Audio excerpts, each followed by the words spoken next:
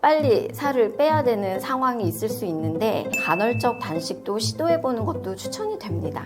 수분 배출을 돕는 식단도 고려해 볼 수 있습니다. 저염식을 먹거나 나트륨 배출에 도움을 줄 수 있는 바나나나 토마토, 수박 같은 과일이나 채소를 먹는 것도 단기적으로 체중 감량을 하는 데 도움을 줍니다. 다이어트 보조제랑 다이어트 치료제는 다릅니다. 싹센다나 위고비 같은 경우에는 당뇨가 있는 분들은 더 면밀하게 의사와 상의를 하신 후에 약을 선택하시는 것이 좋고요.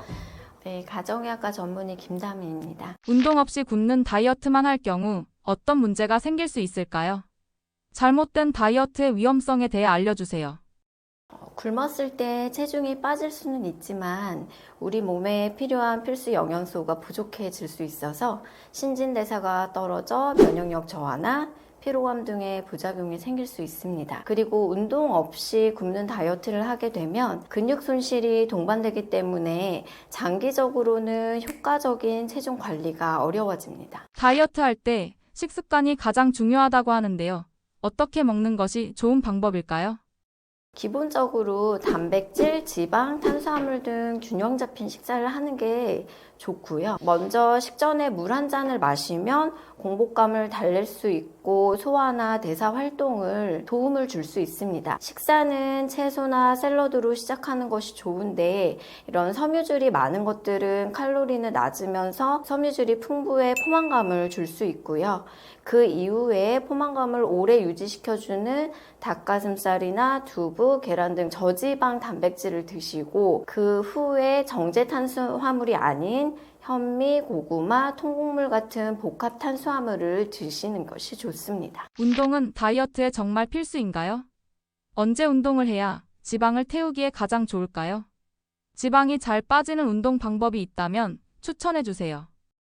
운동은 다이어트에 필수적입니다. 운동을 통해 지방을 태우고 근육을 유지하면 신진대사를 더 촉진할 수 있거든요. 지방을 태우기에는 아침 공복 운동이 유리합니다. 유산소 운동을 하면 몸에 저장된 지방을 에너지원으로 사용하게 되는데 다만 공복 운동은 식사를 하지 않고 기상 후 바로 운동을 하기 때문에 개인별 차이점이 있다는 것을 염두에 두셔야 해요. 예를 들어서 당뇨 환자 같은 경우에는 공복이 너무 지속될 경우에 오히려 운동을 하면 더 저혈당에 빠질 수 있기 때문에 위험하고요. 고혈압 환자 같은 경우에도 갑작스럽게 바로 공복 시간에 운동을 하게 되면 혈압 조절이 더 어려워질 수 있습니다. 간헐적 단식이 현대인들에게 가장 중요한 다이어트 방식이라고 하는데 정말 그런가요?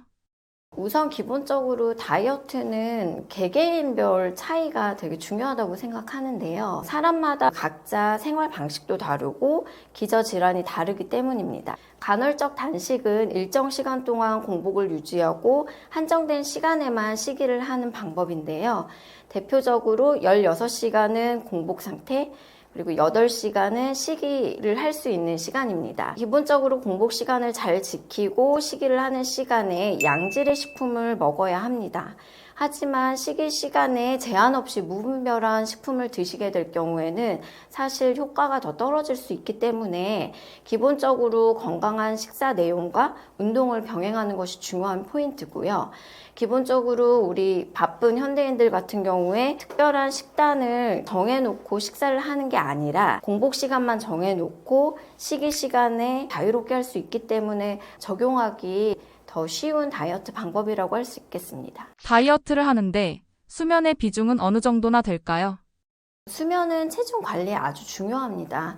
수면 중에는 식욕과 관련된 그렐린, 렙틴, 인슐린 같은 호르몬이 분비가 되는데 수면 중에 몸의 회복이 이루어지면서 근육 회복은 물론 지방 연소가 활발히 일어나기 때문입니다.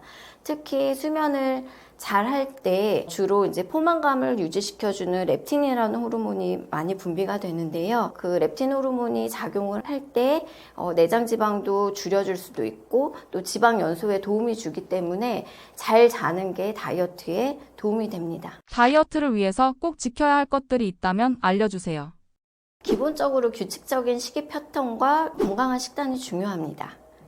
그리고 두 번째로는 규칙적인 운동 혹은 적절한 신체 활동량이 중요한데요. 유산소 운동은 지방 연소에 효과적이고 근력 운동은 근육을 유지하면서 기초 대사량을 높이는 데 도움이 됩니다. 그리고 마지막으로 충분한 수면도 다이어트를 위해서 지켜야 할 것인데 수면 부족이 호르몬 불균형으로 다이어트를 방해할 수 있습니다. 휴가를 앞두고 급하게 살을 빼야 된다면 어떤 방법이 있을까요? 우선은 급하게 살을 뺀다는 거는 좀 말이 맞지 않긴 해요. 우리가 빨리 살을 빼야 되는 상황이 있을 수 있는데 그럴 경우에는 간헐적 단식도 시도해보는 것도 추천이 됩니다. 칼로리 섭취를 평소보다 줄이면서 지방 연소를 촉진할 수 있기 때문인데요.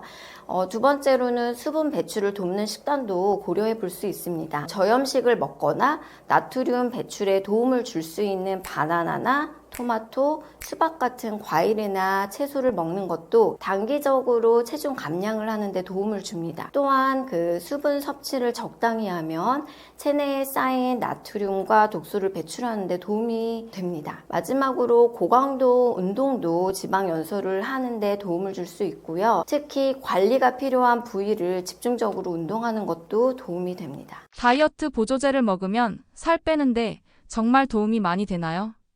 다이어트 보조제가 살을 빼는데 어느 정도 도움이 될 수는 있습니다. 그런데 그 효과는 개인차가 있고 보조제만으로 체중을 크게 감량하는 것은 어렵습니다. 건강한 다이어트를 하면서 보조적으로 약간의 도움을 얻을 수는 있지만 지속적인 체중 감소에는 큰 도움은 되지 않습니다. 최근 이슈가 되고 있는 위고비와 삭센다는 다이어트 보조제와 다른 걸까요? 엄연히 말씀드리면 다이어트 보조제랑 다이어트 치료제는 다릅니다. 일반적으로 다이어트 보조제는 우리가 쉽게 병원을 방문하지 않더라도 여기저기에서 구할 수 있는 거고요. 다이어트 치료제는 이미 여러 연구를 통해서 효과가 입증된 인정을 받은 약제입니다. 그래서 보통 그 약제를 구하려면 병원에 방문을 하셔서 의사와 상담을 한 후에 처방을 받으셔야 되는 건데요. 전통적으로는 다이어트 치료제 첫 번째는 펜터민이라는 식욕 억제제가 있고요. 요즘 많이 안정적으로 처방이 많이 되고 있고 환자분들이 호응도 좋은 걸로 삭센다와 위고비도 있습니다. 위고비와 삭센다를 추천하는 대상 및 추천하는 이유는 무엇인가요? 전통적인 그 식욕 억제제인 펜터민 같은 경우에는 사실 향정신성 약물로 분류되어 있어서 아무래도 사용을 하는데 좀 연령적인 문제라든지 혹은 정신의학과적인 문제가 있는 분들한테는 쓰기가 좀 어려웠습니다. 그리고 어린 친구들한테도 또 적용하기가 좀 어려운 약제였는데요. 삭센다나 위고비 같은 경우에는 기본적으로 장 내에 작용을 하는 약제로 비교적 안정적이다라는 연구가 많이 나와 있고 적용 대상도 굉장히 광범위해졌습니다. 그래서 청소년부터 고령의 환자분들까지 사용할 수 있는 약제입니다. 그래서 우선은 좀 안정적으로 내가 수면이나 그런 영향 없이 좀 다이어트를 하고 싶다라고 하시는 분들은 병원에 방문하셔서 상담을 받으시고 삭센다나 위고비를 처방 받으시는 것도 좋을 것 같습니다.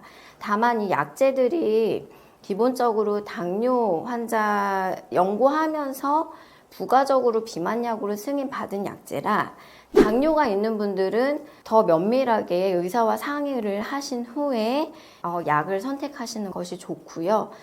당뇨가 있는 분들은 아무래도 삭센다와 위고비를 임의적으로 사용하실 수는 없고 기존에 처방해 주셨던 주치의와 상의를 한 후에 약제를 선택하시는 것이 좋겠습니다.